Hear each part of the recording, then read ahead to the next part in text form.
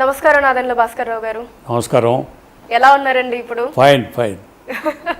అసలు ఎప్పుడు కూడా హెల్దీగా బాగా ఉంటారు మీరు, అసలు నిజంగా కూడా. So nice, thank you. ఏం సార్, ఏమన్నా పర్టికులర్ ఒక సిస్టమాటిక్ ఫాలో ఏమన్నా అవుతారా, ప్లాన్ లాంటిది ఏమన్నా ఆరోగ్యంగా ఉండడానికి?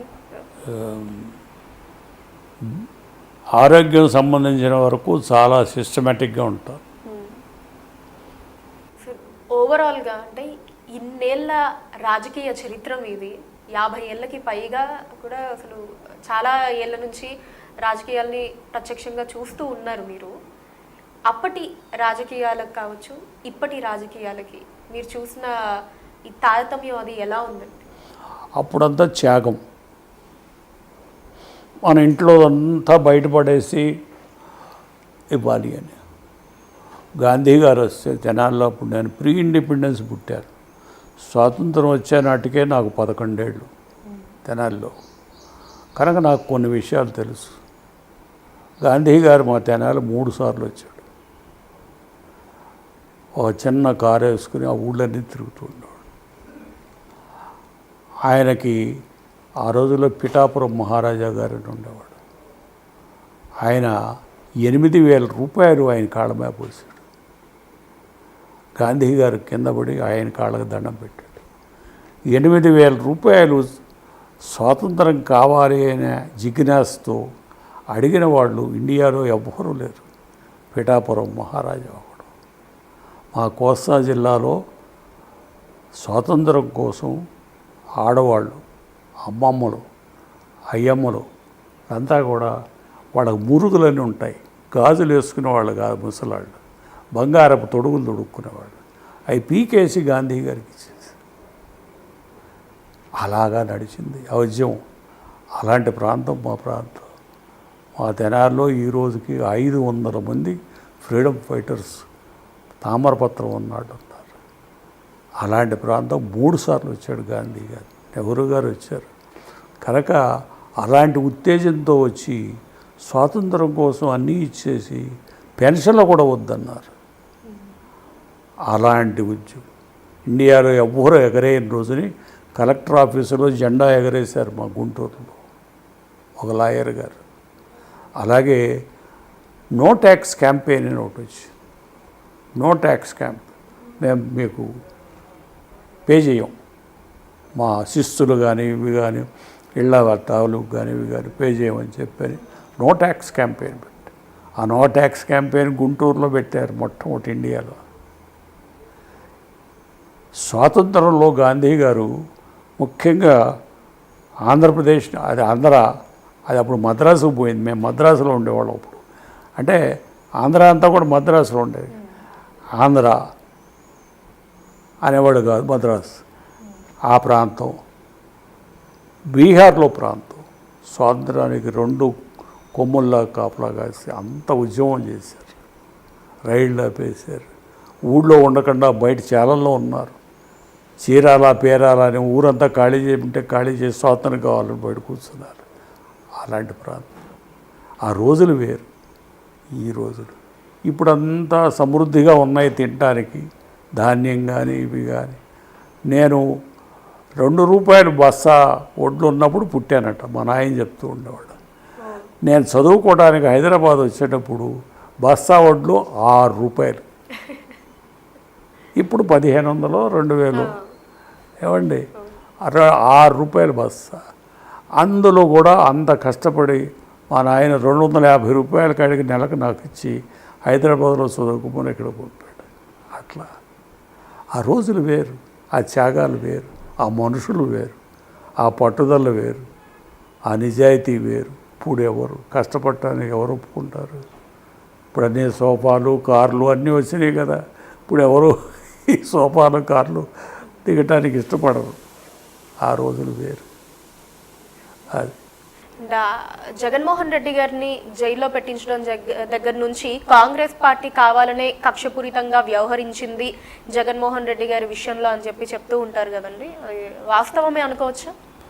అంటే ఆ రోజున్న పరిస్థితుల్లో ఇతను ముందుకు పెడుతున్నాడు, ఇతను జనాన్ని పోజేస్తున్నాడు, ఇతని మీటింగులకి పెద్ద జనం వస్తున్నారు కనుక ఇది కరెక్ట్ కాదు, రేపు మాకు ఇబ్బంది అవుతుంది పార్టీకి అనే భావం వాళ్ళకు ఉంది కాంగ్రెస్లో ఆ రోజున. అదే కేవలంతో దాంతోనే వాళ్ళ అబ్బాయికి అడ్డం వస్తాడని చేయించారా ఇదంతా అనేది మరి అది కాలం నిర్ణయం చేయాలి. మొత్తానికైతే వాళ్ళకైతే ఆ రోజుని ఇతని మీద చాలా వ్యతిరేకత భావం ఉంది ఆ రోజు. ఇప్పుడు మళ్ళీ అతను వస్తే బాగుంటుంది, మనం అంతా కలిసి ఉండొచ్చని ఎక్స్ప్రెస్ చేస్తూ ఉంటారు. ఆ రోజునైతే కాంగ్రెస్ వాళ్ళు చాలా వ్యతిరేకంగా ఉన్నారు. ఇతను ఏదో ప్రయాణం చేస్తాను, పాదయాత్ర చేస్తాను, ఏదో పరిచయం చేసుకుంటాం, అది ఇదంటే వల్ల కాదనే భావం. ఓదార్పు యాత్ర వల్ల కాదన్నారు. ఇతను వ్యతిరేకించి చేస్తున్నాడనే భావంతో కోపంతో వాళ్ళు ఇది చేశారనేది అనుకోవచ్చు. వైఎస్ఆర్ గారితో ఎలా ఉండేది సార్ మీ అనుబంధం? అది వైఎస్ఆర్ నేను వ్యతిరేకులం కాదు. వైఎస్ఆర్ ఎంత స్ట్రాంగ్ వ్యూస్ ఉన్నాయో నాకు తెలుసు అతనికి. కానీ but at the same time అంత మనుషులను కూడా ప్రేమిస్తూ ఉండేవాడు. మనుషులు కార్యక్రమాలు చేయాలనే భావం ఉండేది. ఒక రోజుని మేము సెంట్రల్ హాల్లో కూర్చున్నాం, నేను విజయభాస్కర్ రెడ్డి, మేమంతా. ఈ ముసలిముండా కొడుకులు ఇంక ఎన్నాళ్ళు ఉన్నా సావట్లేదు అంటే ఎక్స్ చీఫ్ మినిస్టర్ అంతా చస్తే తను చీఫ్ మినిస్టర్ అవ్వచ్చని అంత ఓపెన్గా మాట్లాడుతూ ఉండేవాడు అతను వైఎస్ఆర్ గారు. సార్ అయితే ఏమిటో అలా మాట్లాడావంటే నాకు అవ్వాలన్నది, మరి మీరంతా అడ్డం కదా అని చెప్పని అతను భావం అలా ఉంటూ ఉండేది అతనికి. అయినా కూడా అతను చెడ్డ మనిషి ఏం కాదు, భావాలు ఉండే అట్లా దొర్లుతూ ఉండే యంగ్స్టర్గానే అవ్వాలని. నేనేం చెప్పానంటే ఈ దఫా తెలంగాణ వాడికి ఇద్దాం చీఫ్ మినిస్టర్. నేను కూడా ఆమెకి చెప్పాను, అప్పుడు కాంగ్రెస్లో ఉండేవాడిని కదా, ఆమెకి చెప్పాను, సోనియా గాంధీ గారు. సోనియా గాంధీ ఈ తర్వాత తెలంగాణకి ఇచ్చి తర్వాత ఆంధ్రాకి ఇద్దాము. తెలంగాణకి ఇస్తే ఈ ఉద్యమం పోతుంది, ఈ సపరేట్ తెలంగాణ పోతుంది, తెలంగాణ వాళ్ళలో ఉన్న భావాలు సమసిపోతాయి కనుక తెలంగాణ వాడికి ఇవ్వమ్మా అని చెప్పి నేను చెప్పాను. ఇట్లా చెప్పానయ్యా అని ఆయన కూడా చెప్పాను. ఆయన కూడా నువ్వు తగ్గవయ్యా నెక్స్ట్ తీసుకుంది కానీ ఏజ్ ఉంది కదా యంగ్స్టర్ అని చెప్పాను. కానీ ఆయన వినలా. ఆయన నా మాట కానీ పెద్దల మాట కానీ వినుంటే రాష్ట్రం విడిపోయేది కాదు, ఒకటిగానే ఉండేది. కానీ వైఎస్ఆర్ గారు ఉండుంటే ఇలా ప్రత్యేక తెలంగాణ రాష్ట్రం వచ్చేది కాదు అని కూడా చాలామంది అంటూ ఉంటారు. సహజం, ఆయన ఉంటే రానిచ్చేవాడు కాదు, ఆయన రానిచ్చేవాడు. ఆయన చాలా స్ట్రాంగ్ వ్యూస్ ఉన్నాయి కనుక ఇది వేరే దీంట్లో జరిగిపోయింది. ఇది కేవలం నేను చెప్పవచ్చునో లేదో, కేవలం ఆ రోజుని ఈ జైపాల్ రెడ్డి గారు వీళ్ళు కలిసి వాళ్ళు అవుతారు ముఖ్యమంత్రులు, వాళ్ళు చేస్తుందని చెప్పిన భావంతో విడగొట్టారు కావాలని. అంటే కేసీఆర్ గారు చేయలేదంటే కేసీఆర్ గారు ఉద్యమం చేశాడు కానీ ఆయనకు అంత సన్నిహితంగా అప్పుడు లేడు. విడగొట్టింది కాంగ్రెస్ వాళ్ళు ఏంటంటే వాళ్ళు లాభించవచ్చని విడగొట్టారు కానీ కేసీఆర్ లాభించాడు. అది జరిగిపోయింది. కష్టపడేది ఒకడు, సుఖపడేది ఒకడు. ఇక ఆంధ్రప్రదేశ్లో టీడీపీ పరిస్థితి ప్రస్తుతం అంటే ఇవి వినిపించే కొన్ని కామెంట్లు ఏంటంటే ఇంకా ఆల్మోస్ట్ ఆల్ అయిపోయింది అనో, కొంచెం నెగిటివ్ ప్రాపగండా విషయంలో మాట్లాడుకుంటే ఇంకా మళ్ళీ దాన్ని అంటే పునర్వైభవం తీసుకురావటం కష్టం అని ఇలాంటి కామెంట్స్ కొన్ని వినిపిస్తూ ఉన్నాయి ఇప్పుడు ప్రజెంట్ ఉన్న తరుణంలో. మీరేమంటారు సార్? టీడీపీకి మళ్ళీ పునర్వైభవం రాదంటారా? అది కరెక్ట్ కాదు, అయిపోయింది అని చెప్పేది కరెక్ట్ కాదు. ఎందుకంటే ఒకప్పుడు మీకు తెలిసి ఉంటుంది బీజేపీకి 2 స్థానాలు ఉండేవి. అవును, 2 స్థానాలు. తర్వాత మరి ఆ బీజేపీ పుంజుకొని ప్రభుత్వాన్ని ఏర్పాటు చేసే స్థాయికి వచ్చింది. దాన్ని ఏమంటాము? కనుక ఏది అయిపోయింది, చచ్చిపోయింది, ఫినిష్ అయిపోయింది అని అంటానికి వీల్లేదు. కాలం నిర్ణయం చేస్తుంది. ప్రజల్లో మరి ఎట్లా ఉంటుందో మనకేం తెలుసు. ఇప్పుడు ఎన్నికలు లేవుగా, ఎన్నికలు వచ్చినప్పుడు తెలుసు. అండ్ అలానే ఇంకొంతమంది జూనియర్ ఎన్టీఆర్ గారు రావాలి, మళ్ళీ ప్రత్యక్ష రాజకీయాల్లోకి రావాలి, ఆయన టీడీపీ తరపున ప్రచారం చేసినా లేదా ఆయన నిలబడినా సరే టీడీపీ నుంచి మళ్ళీ ఆ చరిష్మా అది ఏదైతే ఉందో అది వస్తుంది టీడీపీకి, అంటే చాలా తొందరగా పికప్ అయ్యే ఛాన్సెస్ ఉంటాయి అని చెప్పి అంటూ ఉంటారు. సో మీరేమంటారు సార్, జూనియర్ ఎన్టీఆర్ గారు చరిష్మా నిజంగా అంత మీకు మరో చేస్తా, మీకు తెలియని విషయాలు. ఎందుకంటే ప్రాంతీయ పార్టీ పెట్టింది నేను, మన ఇంట్లోనే పెట్టాను. రామారావు గారు మన ఇంటికి వచ్చాడు, వచ్చి మన ఇంట్లోనే పార్టీలో చేరాడు. అవును సార్, ఆ విషయాన్ని విన్నాను నేను కూడా. తెలుసు కదా. పార్టీ ఆఫీస్ కోసం మేము వెతుకుతున్నాం బయట. మన ఇల్లు కొంచెం అప్పుడు ఎందుకంటే దూరంగా ఉంది కదా. వెతుకుతున్న సందర్భంలో రామారావు గారు నాకు ఫోన్ చేసి, బ్రదర్ నాకు నువ్వు అక్కడ నేను ఇక్కడ, మరి నేను వస్తుంటే రోడ్డు అమ్మటి పిల్లల్ని ఎంట పడుతూ ఉంటారు, ఇదంతా ఎందుకు మన స్టూడియో అంతా ఖాళీగానే ఉంది, పెట్టుకోవచ్చు, చక్కగా బాగుంటుంది అని. అంటే అసలే ఇప్పుడు సినిమా పార్టీ, సినిమా వాడిని తెచ్చి పార్టీ పెట్టాడయ్యా అని వెంకయ్య నాయుడు గారు స్టేట్మెంట్ ఇచ్చాడు. కనుక దీన్ని సినిమా పార్టీ అంటారు, ఇంకా వెనక్కబడిపోతాము, వద్దులండి అక్కడ ఆలోచన చేద్దాంలే అన్న. పార్టీ ఆఫీస్ చూస్తున్నాం. తర్వాత ఎక్కడ ఎత్తుకినా మాకు సరైన సూటబుల్ ఆఫీస్ దొరకలా, తిరుగుతున్నాం. ఆ సందర్భంలో ఆయన పట్టుబట్టాడు, అక్కడే పెడితే నాకు వీలుగా ఉంటుంది అంటే సరే అని చెప్పి నేను మెత్తబడ్డాను. ఆ కారణంగా అక్కడ పార్టీ పెట్టడం, నేను అక్కడ పార్టీ ఆఫీసులో కూర్చోవడం జరిగింది. పార్టీ అక్కడ పెట్టిన కారణంగా కొన్ని అవకతవకలు కూడా జరిగినాయి. అక్కడ పెట్టవలసింది కాదు, పెట్టిన వల్ల అవకతవకలు జరిగినాయి. ఎందుకంటే కుర్రాళ్ళు వాళ్ళు రకరకాలుగా వచ్చి ఏదో మిస్బిహేవ్ చేశారు అక్కడ. దాని కారణంగా కొంత రామారావు గారు కూడా ఆయన్ని ఇన్ఫ్లుయెన్స్ చేసి ఆయన్ని మనస్సును పాడు చేయడానికి కూడా అవకాశం ఉంది అక్కడ పార్టీ ఉన్నాక. అలా జరిగిపోయినాయి అవన్నీ కూడా. ఏదేమైనా ఇప్పుడు ఆయన మీరనే జూనియర్ ఎన్టీఆర్ నేను ఎప్పుడూ చూడలేదు, ఆయనతో నేను మాట్లాడలేదు. అదేదో సినిమా ఫీల్డ్ మనకు తెలియదు, కుర్రాళ్ళు యంగ్స్టర్స్. అదే ఆయన పార్టీలోకి రావాలన్నా, పార్టీ పెట్టాలన్నా పెట్టుకోవచ్చు, తప్పే ఉంది అందులో, పెట్టుకోవచ్చు, తప్పే ఉంది. అంటే కొత్తగా పార్టీ పెట్టడం కాకుండా టీడీపీ పార్టీ మనకి ఉంది కాబట్టి ఆల్రెడీ, సో జూనియర్ ఎన్టీఆర్ గారు టీడీపీ పార్టీ తరపున ఉండి ముందుండి నడిపిస్తే ఇంకా బాగుంటుంది అని చెప్పి చెప్తూ ఉంటారు. అంటే టీడీపీ పార్టీ ఇప్పుడు ఎవరి దగ్గర ఉంది, ఎవరు టీడీపీ పార్టీ? చంద్రబాబు నాయుడు గారు. మరి ఆయన మరి ఏం మాట్లాడుకున్నారు ఎవడు మనకేం తెలియదు కదా. వాళ్ళు బంధువులు. ఈయనకి టీడీపీ పార్టీకి చంద్రబాబుకి ఏం సంబంధం? అప్పలంగా వచ్చింది, అల్లుడు కనుక తీసేసుకున్నాడు. ఆయన లాగేసి ఈయన నేనే అధినేతనని పెట్టుకున్నాడు. ఆయనకేం సంబంధం పార్టీ?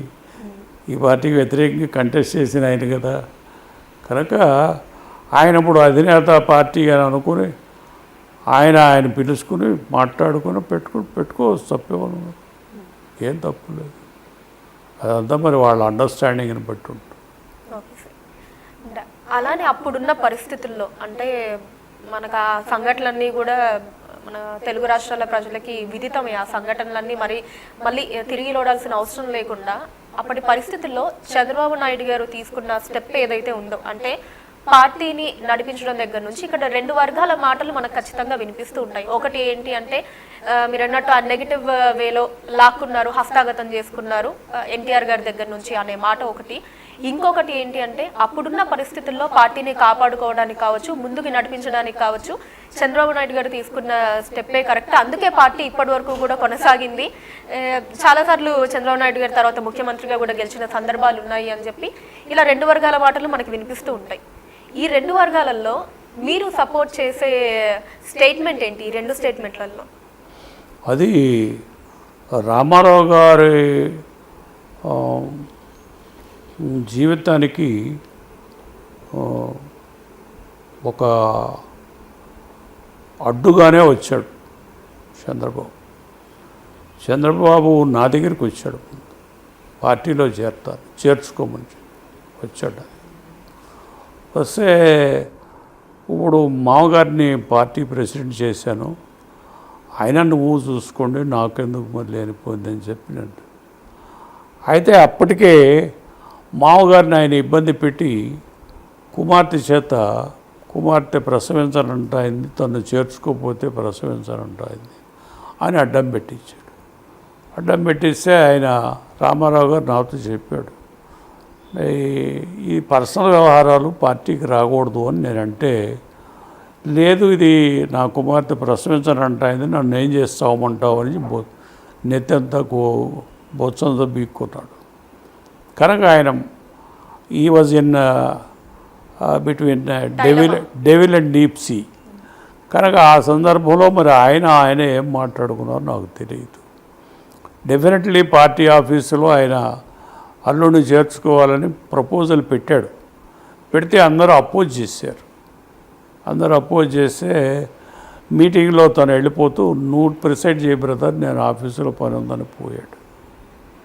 తను కూర్చోకూడదు, నేను కూర్చున్నా. అందరూ మాట్లాడారు, అందరూ వ్యతిరేకంగా మాట్లాడారు, ఒక్కరు కూడా సపోర్ట్ చేయలే. అయినా కూడా అతన్ని చేర్చుకోవాలని చెప్పి నాకు తర్వాత ఫోన్ చేసి నాకు లెటర్ పంపాడు. అదే సరే పార్టీని ఈ విధంగా పాడు చేస్తానంటే ఆయన నేనేం చేస్తాను, మరి ఆయన ఇష్టం అని చెప్పని దాని మీద సంతకం పెట్టి పంపించి, అతను చేర్చుకున్నట్టుగా సంతకం పెట్టమని నన్ను అడిగాడు. మంచిది, పార్టీని ఈ విధంగా నాశనం చేస్తానంటే చెయ్యి. ఆఖరికి అదే అతనికి గుదిబండ అయింది కదా, అతను చావుకే కారణం అయింది కదా. అది అతను గ్రహించలేకపోయాడు. అది మేము దురదృష్టితో వద్దు అతను అని చెప్పాం. అతను వేరే పనిలో వాడుకుందాము, పార్టీలో చేరి వాళ్ళు అతను చేస్తే పార్టీ నష్టపోతుంది, ప్రజలు మనం బలపరచరు అని చెప్పాం అంటారు. చెప్తే అతను కాదని చెప్పని నన్ను సంతకం పెట్టమని పంపించాడు. పంపిస్తే సంతకం పెట్టి సరే నాశనం చేయండి పార్టీ, ఇట్లా మనం ఏం చేస్తాం అని చెప్పి అది నాశనం అయిపోయింది. ఆ నాశనం ఆయన అయిపోయినాడు. పార్టీ చాలా కోపంతోనే పెట్టాను సంతకం. నాశనం అయిపోతుంది పార్టీ, ఇలా చేసుకుంటూ ఉంటే నేనేం చేస్తానని చెప్పి. నిజంగా పార్టీ నాది కదా, ఆయనకి తెలుసు. చెప్పాడు ఆయన ప్రశ్నలు అడిగితే, నీకు ఈ ఆలోచన ఎందుకు వచ్చింది, ఈ పార్టీ ఎందుకు వచ్చింది, నీకు ఎందుకు ఇది అని అంటే, నేనెక్కడయ్యా, నాదెళ్ల భాస్కర్రావు పుర్రెలో పుట్టింది ఇది అని చెప్పి. నాదెళ్ల భాస్కర్రావు పుర్రెలో పుట్టింది ఈ పార్టీ, నాకేం తెలుసయ్యా. అందుకనే శాసనసభ్యులను సెలెక్ట్ చేసేటప్పుడు ఇద్దరం జాబ్ వేసుకుని మేమిద్దరమే సెలెక్ట్ చేసాం, ముందో మనిషి లేడు. క్యాబినెట్ నాకేం తెలియదు, నీ ఇష్టం వచ్చింది రాయని నా ముందు పారేసి క్యాబినెట్ ఫామ్ చేసి ఆయన చేయలేదు, నేనే చేశాను. నేను క్యాబినెట్లో ఉండనని చెప్పాను. ఒక్కరు చాలు కమ్మాస నుంచి ఒక్కరు నువ్వు చీఫ్ మినిస్టర్, సంతోషం చాలు, మిగిలినందరూ కడవాడ కులాలకు పెడతానని చెప్పి. లేదు నువ్వు లేకపోతే నేను కుర్చీలో కూర్చోలేను, నాకు తెలియదు అది ఏం మాట్లాడాలో, నువ్వు ఉండాల్సిందని చెప్పి ఒత్తిడి తెచ్చాడు ఫ్యామిలీ మెంబర్స్ చేత వాళ్ళు. సరే ఆ విధంగా ఫైనాన్స్ మినిస్టర్గా ఒప్పుకున్నాను. అట్లా వచ్చింది, అంతేగాని క్యాబినెట్ రాసింది. శాసనసభ్యులు ఇద్దరం కలిసి కూర్చొని రాశారు. ఎవరు వేరే వాళ్ళకి ఎవరికి తెలియదు, ఎవరో అనుకుంటారు వేరే రామోజీ గారు వాళ్ళు రాశారని. ఆయనకి అసలు ఏం తెలియదు. ఆయనకి అప్పటికే ఆయనకి తేడాలు వచ్చినాయి. అంతకుముందు రోజు కలుస్తూ ఉండేవాళ్ళట, కానీ తర్వాత తేడాలు వచ్చినాయి వాళ్ళిద్దరికి. ఆ తేడాలు వచ్చి సార్, మీరు అంతకు ముందు కూడా పలు ఇంటర్వ్యూలలో ప్రస్తావించిన విషయం ఏది అంటే, మీకు ఎన్టీఆర్ గారికి అసలు పరిచయం ఎలా ఏర్పడింది ఏంటి అంటే, ఎన్టీఆర్ గారు మిమ్మల్ని అప్రోచ్ అయ్యారని చెప్పి, మీకు ఈ ఆలోచన విధానం, పార్టీ పెట్టాలన్న ఆలోచన విధానం మీరు ఆయనతో పంచుకున్నారని చెప్పి, అదే ఆయన విని కొన్ని రోజుల తర్వాత సరే మనం పార్టీ పెడదామని మీతో చెప్పడం కావచ్చు, దానికి పేరు ఆయన ఇవ్వటం తెలుగుదేశం పార్టీ అని చెప్పి ఎన్టీఆర్ గారు ఇవ్వటం దగ్గర నుంచి అలానే ఈ స్కీమ్లు అవి ఏవైతే ఉన్నాయో అంటే ఆడపిల్లలకి సమాన హక్కులు ఇవ్వాలి ఆస్తిలో అన్న దగ్గర నుంచి ₹2 కిలో బియ్యం మీరు సజెస్ట్ చేశానని చెప్పి ఈ విషయాలన్నీ కూడా ప్రస్తావించారు. ఇవన్నీ కూడా ప్రస్తావించారు. కానీ తర్వాత అంటే సరే ఇద్దరు కలిసి ఒకరికొకరు తోడుగా ఉండి పార్టీని ముందుకు నడిపించడం కావచ్చు, అంటే పార్టీ పెట్టిన 9 నెలల్లో అధికారంలోకి రావటం అన్నది ఖచ్చితంగా చిన్న విషయం అయితే కాదు. ఆ రోజుల్లో కాంగ్రెస్ పార్టీకి అతని గ్లామర్ అదే అందులో డౌట్ లేదు. అతని గ్లామర్తోనే పబ్లిక్ని అట్రాక్ట్ చేశాను. అయితే వెనకాల నడిపిన కథనంతా నాది, కథ వెనకాల నడిపిన చతుర్థంతా నాది. చంద్రబాబు కాంగ్రెస్లో మినిస్టర్గా ఉండి ఆ చీఫ్ మినిస్టర్ చెప్పాడు, చీఫ్ మినిస్టర్ వీళ్ళిద్దరూ కొంప ముంచేట్టున్నారు మన ముందు, వీళ్ళిద్దరిని ఏదైనా చెయ్యాలని చెప్పి కూడా అన్నాడు చంద్రబాబు. ఏదన్నా చెయ్యాలి, అంత దూరం పోయాడు. కనుక అవి కూడా ఉన్నాయి నా దగ్గర, చాలా దూరంగా పోయారు. తర్వాత ఇందిరాగాంధీ రామారావు గారి ఇంటి మీద మా ఇంటి మీద రైడ్ చేయించాలని చెప్పి కూడా రైడ్ చేయించారు. రామారావు ఇంటి మీద రైడ్ చేయించారు, నా ఇంటి మీద రాలా. కనుక అవన్నీ జరిగిపోయి అవన్నీ అంటే అదే అందుకే ఈ విషయాలన్నీ కూడా అందరికీ తెలిసిన విషయాలు, మీరు పంచుకున్న విషయాలు, ఇద్దరు పంచుకున్నాయి. కానీ మీకు ఎన్టీఆర్ గారికి అంత వైరం ఎక్కడొచ్చింది, ఎక్కడ మొదలయ్యింది? వైరం లేదు. ఆయన ఏం చేశాడంటే అల్లుడు అనేవాడు వచ్చినాక ఇక ఇంతో ఏమిటి మనకు పని, ఈయన పక్కకు దోసేయాలనే భావన ఆయనకి కలిగింది. అది బయట ప్రపంచానికి తెలియదు, లోపల ఆయనకి నాకు తెలుసు. ఏదన్నా నేను ఒక పని చేస్తే ఆ పని దాన్ని వ్యతిరేకించటం, దాన్ని ఇట్ట ఎందుకు చేసావని అంటాం, ఆఫీసర్స్ ముందు నన్ను చిన్నవాడిగా చేయటం, ఎగతాళిగా మాట్లాడటం, ఇవన్నీ స్టార్ట్ చేశాడు. నేను గ్రహించాను ఈ మనిషికి దుర్బుద్ధి పుట్టింది, ఈ దుర్బుద్ధి ఇతను నాశనం చేస్తుంది. నాకు తెలుస్తుంది, అతనికి తెలియదు, అతని సినిమా అతను కదా. కనుక ఇది ఎట్లా దీంట్లో నుంచి ఈ చక్రంలో నుంచి బయట ఎలా పడాలి అనే భావం నాకు. ఎందుకు మనం సృష్టించిన పార్టీ మన చేతులతో నాశనం చేసినట్టు అయిపోతుంది. ఏం చేస్తాం, రాగా తెచ్చిన దాన్ని ఇలా చేస్తున్నాడు. ఒకరోజు ఒక చిన్న ఎగ్జాంపుల్ చెప్తా. ఎవరో ఒక ఎమ్మెల్యే రోషయ్య గారికి అక్కడికి ఆ ఊరు వెళ్ళాడు తెనాలి. ఆయనకి 100 మంది పోలీసులను కాపలా పెట్టానట. నాకేం సంబంధం, నేనేమి హోమ్ మినిస్టర్ కాదు, నేనేం డైరెక్టర్ ఆఫ్ పోలీసు మాట్లాడలేదు. పోలీసులు అక్కడికి వెళ్ళి ఆయన చుట్టూ కాపలా కాశారట ఎక్స్ మినిస్టర్ని. ఎందుకు చేశారు, ఈయన భాస్కర్రావు పంపాడు అని అక్కడ ఎమ్మెల్యే ఈయనకి ఫోన్లో చెప్పాడు. చెప్తే ఈయన అంటాడు నన్ను ఆఫీసర్స్ ముందు మీటింగ్లో, ట్రైటర్స్ అని నేను నమ్మను, ట్రైటర్స్ దూరంగా ఉండాలి, అంటే దేశద్రోహులు. ట్రైటర్స్ అంటే దేశద్రోహులే కదా, పార్టీ ద్రోహులు అనమాట. పార్టీలో ద్రోహం చేస్తున్నావు నువ్వు అని ఇండైరెక్ట్గా నా మీద ఆఫీసర్స్ ముందన్నాడు. నేను తిప్పి అతను ఏదంటే పెద్దవాడు, పైగా పార్టీ పగిలిపోతుందని చెప్పి ఉద్దేశంతో మెదలకుండా విని నేను ఆఫీస్కి వచ్చి కూర్చొని రెజిగ్నేషన్ చేయాలని చెప్పి ఇంటికి వచ్చి రెజిగ్నేషన్ కూడా రాసేసాను. అలాంటి సందర్భాలు జరిగినాయి. అంత దుర్మార్గంగా మాట్లాడాడు. అతను స్వార్థపరుడు, చాలా దుర్మార్గుడు. చాలామందికి తెలియదు, బయట ప్రపంచం వేరు. సినిమాలో బొమ్మలు చూసి శ్రీ వెంకటేశ్వరుడో శ్రీరాముడో అనుకుంటారు పిచ్చిగాడి కొడుకులంతా. కనుక అతను అంత దుర్మార్గుడు. ఎట్లా వీడిని పంపించేసి అల్లుడిని తీసుకురావాలి అనే దీంట్లో ఉన్నాడు. దానికి ఇన్ని కథలన్నీ అల్లాడు, సినిమా కథలన్నీ అల్లాడు. దాని కారణంగా ప్రజలు మిస్లీడ్ అయ్యారు కంప్లీట్గా. దాని కారణంగా ప్లస్ ఆ ప్రెస్ ఏంటంటే, ప్రెస్ దొరికింది కదా ఆ రామోజీ గారు, ఆ రామోజీ గారిని ఫుల్గా యూజ్ చేసుకున్నాడు. లాస్ట్లో ఏం చేశాడు, రామోజీని చంపించేయాలని ప్రయత్నం చేశాడు. చంపించేస్తున్నానని చెప్పి శ్రీశైలం వచ్చి, నేను శ్రీశైలంలో ఉంటే ఎవరో సోములారిని తీసుకొచ్చి ఆ సోములారి చేత చెప్పించాడు, మేమిద్దరం కలవాలి ఇప్పుడు, నన్ను భాస్కరరావుని కలిపేయి నువ్వు, నేను రామోజీని 13 రోజుల్లో చంపేస్తున్నానని చెప్పాడు. రామారావే చెప్పాడు. ఆ 13 రోజుల్లో ఈయన అల్లుడిని పక్కకు తీసేసి గవర్నమెంటే పడగొట్టాడు రామోజీ. కనుక అంత దూరం పోని ఓకే. ఆ మీటింగ్లో నన్ను చాలా చులకనగా అసలు మొట్టమొదటే క్యాబినెట్లో మీరు వద్దు, మీరు స్పీకర్గా పెట్టమండి అన్నాడు రామోజీ అని చెప్పాడు నాతో. అసలు నాకు ఏది వద్దయ్యా, నేను మంత్రిగానే ఉండదు అంటే నువ్వు స్పీకర్ ఎందుకయ్యా అని చెప్పాను.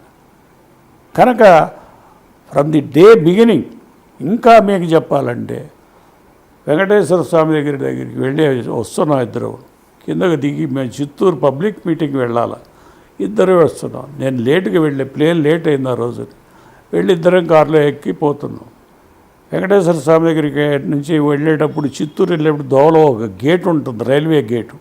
ఆ రైల్వే గేట్ దగ్గర కారు ఆగింది. కారు ఆగితే అంటున్నాడు ఆ రోజుని, ఎందుకు బ్రదర్ మన ఇద్దరం గాలిపటాల్లా తిరుగుతున్నాం, వాడు వచ్చి శుభ్రంగా ఇదంతా శుభ్రం చూసుకుంటే మన దాన్ని మనం పోవచ్చు కదా అని అన్నాడు. అంటే శ్రీ వెంకటేశ్వర దగ్గర నువ్వు ఏదన్నావో అదే నెరవేరింది. అంటే చంద్రబాబు నాయుడు గారు వచ్చి చూసుకుంటే మన ఇద్దరు జరవదాన్ని పోదాం గాలిపటాలాగా అని ఆయన అన్నాడు. ఆయన కనుక అది భగవంతుడు ఆశీర్వదించాడు. కనుక అలాంటి దుర్మార్గ బుద్ధితో వచ్చాడు. మరి అలాంటి ఆలోచన ఉంది కదా, అంటే ఎన్టీఆర్ గారికి సరే చంద్రబాబు నాయుడు గారికి ఒక కీలక పాత్ర ఇవ్వాలి పార్టీలో అన్న కీలక పాత్ర కాదు, మొత్తం ఇవ్వాలి, సరే మొత్తం ఇవ్వాలన్న ఆలోచన ఎన్టీఆర్ గారికి ఉన్నట్లయితే మరి పార్టీ ఎప్పుడైతే చంద్రబాబు నాయుడు గారు హస్తగతంలోకి వెళ్ళిందో అప్పుడు ఎందుకు అంత బాధపడాల్సిన అవసరం వచ్చింది? అది తర్వాత డెవలప్మెంట్స్ తర్వాత కోరిక జరిగింది. కారు హంగామా పోలీసులు వీళ్ళంతా ఉంటారు కదా, కోరిక జరిగింది అని అనుకోవాలి మనం. కనుక అతను ఆఫీసర్స్ ముందు అలాంటి దుర్మార్గపు మాట మాట్లాడాడు. నేను ట్రైటర్నా? నేను ట్రైటర్వా, నువ్వు ట్రైటర్వా?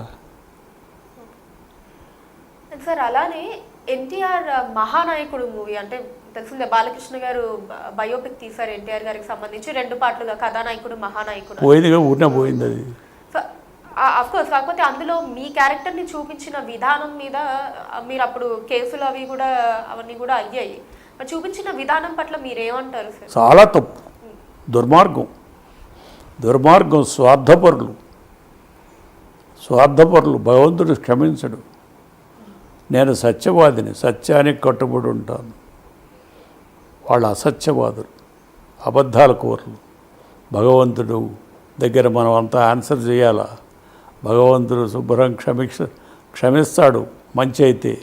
మంచి కాకపోతే నీకు శిక్ష విధిస్తాడు, తప్పకుండా శిక్ష విధించాలి. రామారావు గారు 72 ఏళ్ళకి, సార్ నాకు ఇప్పుడు 86, 72 ఏళ్ళకి ఏడ్చి చచ్చిపోవాల్సిన అవసరం ఉంది. అంత చక్కని పర్సనాలిటీ, అంత మంచి మాటలు, మంచి మనిషి, ఎందుకు అలాంటి తెలివి తక్కువ చేసుకున్నావు? నువ్వు మిత్రద్రోహం చేసావు. నీకేం సంబంధం? పార్టీ నువ్వే చెప్పావు కదా, నా పుర్రెలో పుట్టింది తిని, నేను తెచ్చి పెద్దవాడిని చేసింది నేను కదా.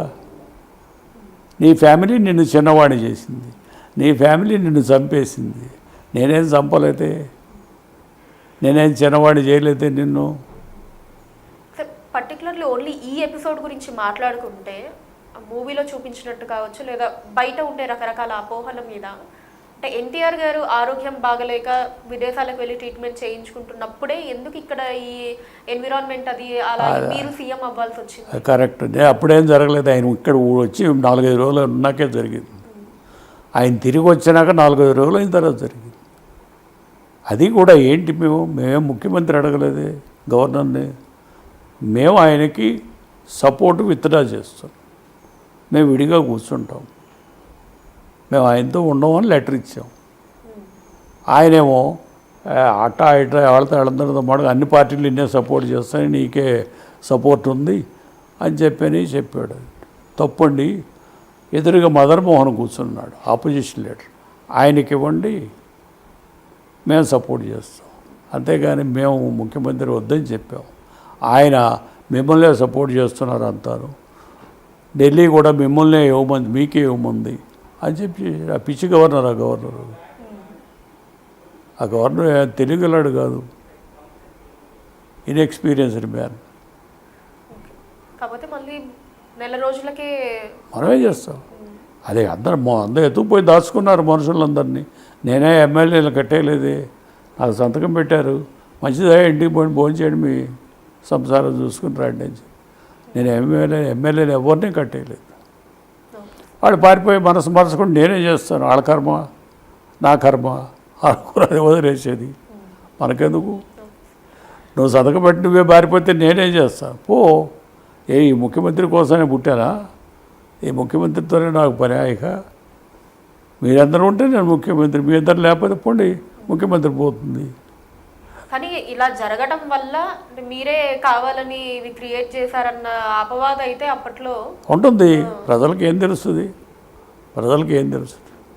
శ్రీరాముడు ఎట్టా చచ్చిపోయాడో తెలుసా వాళ్ళకి? తెలియదు కదా. తెలియదు. శ్రీరాముడు ఆ గదిలో కూర్చొని, ఒరే లక్ష్మణ, ఎవరిని వస్తే గేట్ దగ్గర ఆపు, ఎవరిని రానిబాకు, నేను దుర్వాసుడితో మాట్లాడుతున్నానని చెప్పి తలుపేసుకున్నాడు. గేట్ దగ్గర ఎవరో వచ్చి నేను ఎవరినో తెలుసునా అని వాడు ఆకారం చూసి మరిపడి చేయి తీసేసి వాడు లోపలికి వెళ్తే శ్రీరాముడు కోపం వచ్చింది. నేను నా తమ్ముడికి ఎవరిని రానియొద్దని చెప్పాను, మేము మాట్లాడుకుంటే వీడు వచ్చాడంటే చెప్పి. యముడు, దుర్వాసుడు కాదు, యముడే వచ్చాడు దాన్ని శ్రీరాముడి దగ్గర వచ్చి మాట్లాడుతుంటే దుర్వాసుడు గేట్ దగ్గర ఉంటే దుర్వాసుడు కూడా రాణిస్తాడు. కోపడతాడు తమ్ముడిని. నా అన్నయ్య తిట్టినాక నేనెందుకని చెప్పిపోయేవాడు సర్వైనంతలో మునుగుతాడు. వాడు మునిగినా ఇంకా నాకెందుకు నేనెందుకు అని చెప్పి శ్రీరాముడు కూడా మునుగుతాడు నీళ్ళల్లో. ఈ మాట చెప్తే ఎవరన్నా ఊరుకుంటారా? జనం ఎవరన్నా నమ్ముతారా? రాళ్ళు పెట్టి కొడతారు మన. కనుక సత్యాన్ని ప్రజానీకం ఒప్పుకోరు, సినిమా బొమ్మల్నే ఒప్పుకుంటారు. అలానే బాలకృష్ణ గారి పెళ్లి కూడా మీరే, అంటే పెళ్లి సంబంధం అది చూడడం కూడా మీరే? పర్సనల్ మరి టూ పర్సనల్. నిజమే, నేనే కుదిర్చాను పర్సనల్. ఆవేళ ఎవరో ఒక అమ్మాయి ఉంది, ఆ అమ్మాయి సినిమా అమ్మాయి, దాన్ని ఎమ్మడపడ్డాడు. వీడికి అది కావాలట, అమ్మాయి కొడుకు, వీడిని వెంటనే పెళ్లి చేసేసారు. బ్రదర్ అక్కడ చూడమని చెప్పిన ఎంట పడితే సరే అక్కడ కాకినాడ మా బంధువుల పిల్లకి చెప్తే అలా సంబంధం కుదిర్చి బాలకృష్ణ గారితో మీరు మాట్లాడడం అది అప్పుడంతా బాగానే ఉండేదండి? ఏమన్నా తక్కువ? అసలు వాళ్ళ ఫ్యామిలీ మెంబర్సే ఎవరు మాట్లాడుతున్నారు, నేను పెళ్లి కుదిర్చారు కానీ తర్వాత ఎప్పుడైనా వెళ్ళి మాట్లాడడం? మేము వెళ్ళలేదుగా, అసలు పెళ్లికే పోలేదుగా. అవును, మీరు ఎన్టీఆర్ గారు ఈ రాజకీయ పనుల్లోనే వీటిల్లోనే ఉన్నారు, పెళ్లికి కూడా వెళ్ళలేదు అప్పుడు. కొన్ని తర్వాత ఎప్పుడైనా వెళ్ళి దంపతుల్ని ఆశీర్వదించడం కావచ్చు, అంటే అఫ్కోర్స్ మీరు కుదిర్చి చెప్పిన అయినా సరే వెళ్ళలేదు. ఎందుకంటే ఎందుకు వెళ్ళకూడదు? భేదాభిప్రాయాలు వచ్చినాయి కదా అప్పటికే వచ్చేసాయి అంటారు. ఓకే. అలానే సార్, సరే ఎన్టీఆర్ గారికి మీకు మధ్య చాలా విషయాలు జరుగుంటాయి, కొన్ని మీరు బయట చెప్పండి. మంచి మనిషి అండి, మంచి మనిషి, అదేం లే, స్వార్థపరుడు. ఆ స్వార్థం ముందు వచ్చిందా ఆయన ముందు వచ్చాడో తెలియదు. ఆ స్వార్థపరుడు, ఆ స్వార్థం అతన్ని చిన్నాభిన్నం చేసేసి. ఫ్యామిలీ అంటే మహాప్రేమ. ఆ ఫ్యామిలీని అంత ప్రేమించే మనిషికి ఫ్యామిలీ వాళ్ళు మాత్రం భోజనం కూడా పెట్టలేదు. విచిత్రం అది. ఒక్కరు కుమార్తె కానీ కొడుకు కానీ భోజనం. మరి వాళ్ళకి అలాంటి యోగం ఉంది, భగవంతుడు అలా పెట్టాడు. ఎన్టీఆర్ గారు అయితే ఫ్యామిలీని చాలా ప్రేమించేవాడు, చాలా పిచ్చిగా ప్రేమించేవాడు. మరి వీళ్ళైతే మరి ఏమిటో అది నాకు తెలియదు, అది వాళ్ళకి తెలియదు. అంటే సరే, మీ మధ్య జరిగిన చాలా విషయాల వల్ల చాలా విషయాలు మీకు అంటే సినిమా వాళ్ళ మీద అప్పట్లో కూడా అంత మంచి అభిప్రాయం లేదు ఎన్టీఆర్ గారి టైంలో. ఆ టైంలో సినిమా నాకు ఎప్పుడు అంటే వాళ్ళతో పరిచయం లేదు, నాకు అసలు పరిచయం లేదు. ఈయనెవరో ఈయన ఎట్లా ఉంటాడో నాకు తెలియదు, నేను ఎట్లా ఉంటానో ఆయనే తెలియదు. ఆయన మన ఇంటికి వచ్చేవరకు ఆయన ఎట్లా ఉంటాడో నేను ఎప్పుడూ చూడలే. విమానంలో ఆయన వచ్చి నేను ఎన్టీ రామారావు రండి, మీరు మెడ్రాస్ వస్తున్నారని మా ఇంటికి ఛాయకు వస్తారా అని అడిగే వరకు నాకు తెలియదు ఆయన ఎలా ఉంటాడు. అలాంటి పరిస్థితి భగవంతుడు, మరి అది ఒక లీల, భగవంతుడి లీల. ఆ విధంగా జరిగింది. అంటే సరే, నేను అనేది ఏంటంటే ఈ జరిగిన చాలా విషయాల వల్ల మీకు సరే సినిమా వాళ్ళ మీద అప్పట్లోనే కొంచెం ఆ నెగిటివ్ అన్నది ఉందని మీరు అప్పుడు పలు సందర్భాల్లో చెప్పారు. సో ఎన్టీఆర్ గారి వల్ల మేబీ అది మీకు ఇంకా స్ట్రాంగ్ గా అయ్యి ఉండొచ్చు మీ మధ్య జరిగిన విషయాల వల్ల. అదే ఇదే అలా ఏం లేదంటారు. సినిమాలే ఎన్టీఆర్ దాని సినిమాల్లో మంచి వాళ్ళు ఉన్నారు, చెడ్డవాళ్ళు ఉన్నారు. అదేంటి అట్లా సినిమాల్లో అందరినీ ఎట్లా బ్రాండ్ చేస్తాం? మంచివాళ్ళు ఉన్నారు. మీ అబ్బాయి గారు నాదెండ్ల మనోహర్ గారు తర్వాత ఈ మధ్యకాలంలో మొన్న పవన్ కళ్యాణ్ గారితో ఉన్నప్పుడు మీరు అంటే ఎలాంటి జాగ్రత్తలు చెప్పారు మనోహర్ గారికి? Is a matured boy, is a well read man, well conducted as a speaker. నాకంటే మంచిగా చేశాడు కనుక అతని నిర్ణయాలు అతనే తీసుకుంటాడు, నేను ఇంటర్ఫీర్ అవ్వను. అతని నిర్ణయాల ప్రకారమే అతను చేశాడు. అలానే పవన్ కళ్యాణ్ గారు ఇలా జనసేన పార్టీ స్థాపించడం దగ్గర నుంచి ఆయన ఇప్పటి వరకు ఉన్న విధానం అది మీరు ఖచ్చితంగా పరిశీలించి ఉంటారు కాబట్టి, అఫ్కోర్స్ మనోహర్ గారు కూడా ఉన్నారు కాబట్టి పవన్ కళ్యాణ్ గారితో. పవన్ కళ్యాణ్ గారి ఆ విధి విధానాలు కావచ్చు, ఆయనకి చెయ్యాలి ఖచ్చితంగా ఒక మంచి చేయాలి అనే సంకల్ప బలం చాలా స్పష్టంగా కనిపిస్తూ ఉంటుంది ఆయన మాటల్లో. సో వీటి మీద మీరేం చెప్తారు? నేను కామెంట్ చేయడం బాగుండదు. మా బాబుని అడగండి, వాళ్ళు ఆ పార్టీ డెవలప్మెంట్ ఎట్లాగూ ఏంటి ఏం చేస్తున్నారు వాళ్ళకి తెలుస్తుంది. లేదా పవన్నే అడగండి, తప్పే ఉంది. ఎట్లాడు మంచాడనే అర్థం అవుతుంది.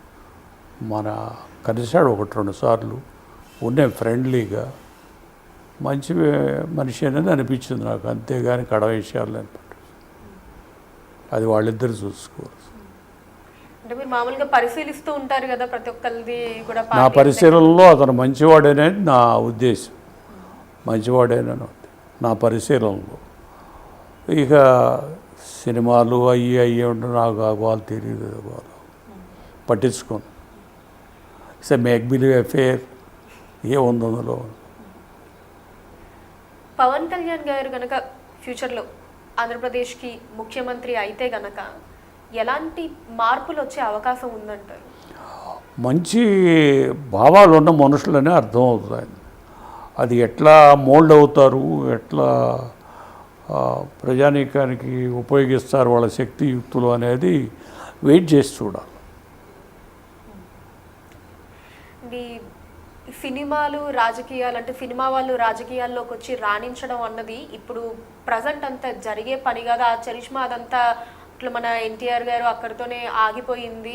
ఇంకా తమిళనాడులో కూడా ఆల్మోస్ట్ అదే పరిస్థితి అని చెప్పి చెప్తూ ఉంటారు కదా. దీంతో మీరు ఏకీభవిస్తారంటే ప్రజెంట్ ఉన్న దాంట్లో? నేను దాంతో ఏకీభవించాను. కారణం ఏంటంటే రాజకీయ నాయకులు మీద కొంత హేయభావం ఉంది ప్రజల్లో.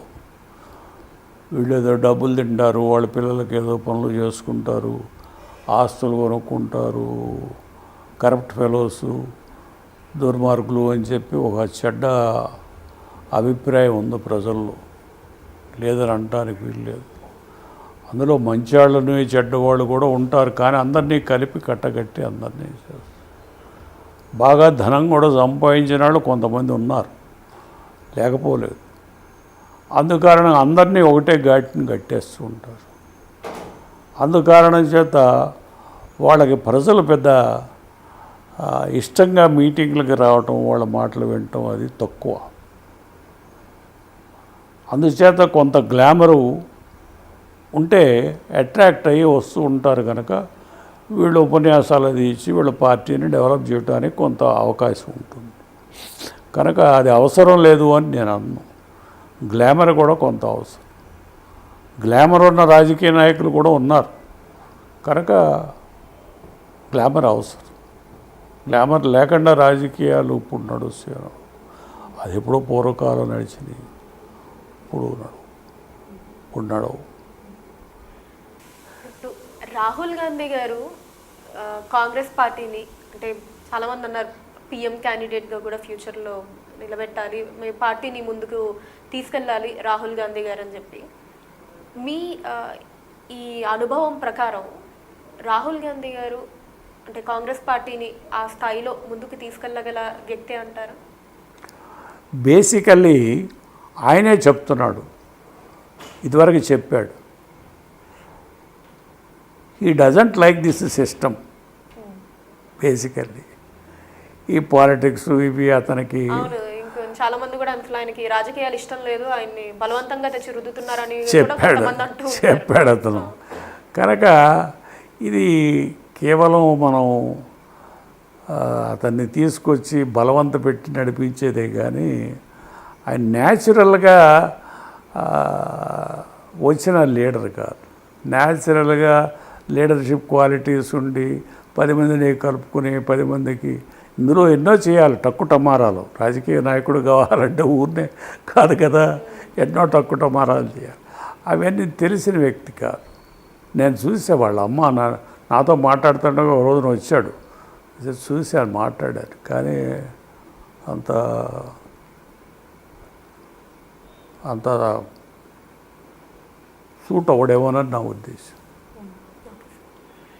అండ్ గౌరవనీయ ప్రధానమంత్రి నరేంద్ర మోదీ గారు, సో ఆయన తీసుకున్న చాలా డెసిషన్లు, అంటే అఫ్కోర్స్ ఇప్పుడు సెకండ్ టర్మ్ చేస్తూ ఉన్నారు అనుకోండి, ముందు నుంచి కూడా అంటే నోట్ల రద్దు దగ్గర నుంచి మనకి చాలా డేరింగ్ డెసిషన్స్ తీసుకున్నారు. జిఎస్టీ కావచ్చు, అలానే మన ఆర్టికల్ 370 రద్దు కావచ్చు. ఇంకా ఎలా ఉండబోతుంది అంటారు ఇప్పుడు బీజేపీకి సంబంధించి మోదీ గారి పరిపాలనలో?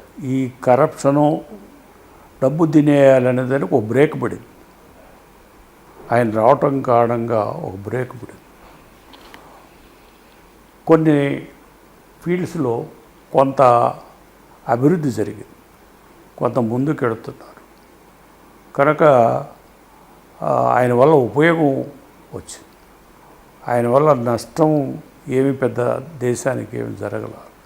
ఇతర దేశాల్లో చాలా ఫ్రెండ్షిప్ ఉంది. ఇతర దేశాల నాయకులు కూడా చాలా లైక్ చేస్తారు. ఇప్పుడు ప్రపంచంలో నాయకుల్లో పెద్ద నాయకుల్లో ఒకడుగా పరిగణించబడుతున్నాడు. కనుక అసత్యవార్త ఏం కాదు, మంచి ప్రజలకి కావాలని కోరికతో పనిచేసే మనిషి. అతను తీసుకున్న డెసిషన్స్ కూడా చాలా ఇష్టం నాకు, బాగా జరిగినాయి అని చెప్పి. కనుక ఆయన గురించి నెగటివ్ ఎక్కడ మాట్లాడటానికి అవకాశమే లేదు. మీరు ఎప్పుడైనా ఆ రోజుల్లో ఎప్పుడైనా అప్పుడు కలవటాలు కావచ్చు మోదీ గారిని అంతా ఉందండి? ఎప్పుడైనా కలిశానండి. ఎప్పుడు ఫస్ట్ టైం మీరు? 2-3 సార్లు కలిశాను. చాలా మంచిగా మాట్లాడతారు. చాలా అంటే ఇప్పుడు ప్రధానమంత్రిగా అయినాకే కలిసి, అంతకు ముందు ఎప్పుడైనా కలిసారా? ప్రధానమంత్రి అయినాకే కలిశాను, అంతకుముందు కూడా కలిశాను. మంచి మనిషి, దైవభక్తిపరుడు, మంచి మనిషి, ఎవరికి హాని చేయాలనే మనిషి కాదు. రాజకీయాల్లో అంత కింద నుంచి అలా వచ్చి ఆ స్థాయికి అందుకోవటం అనేది గొప్ప జాతకుడు, గొప్ప జాతకుడు. చాలా కష్టం రాజకీయాల్లో అంత హైట్కి అందుకోవటం అనేది. చాలా బాగా చేశాడు. యోగ పురుషుడు. Thank you sir, thank you so much అండి. చాలా విషయాలు మాతో పంచుకున్నారు, మీ సమయాన్ని కేటాయించి ధన్యవాదాలు. థ్యాంక్ యూ అమ్మా.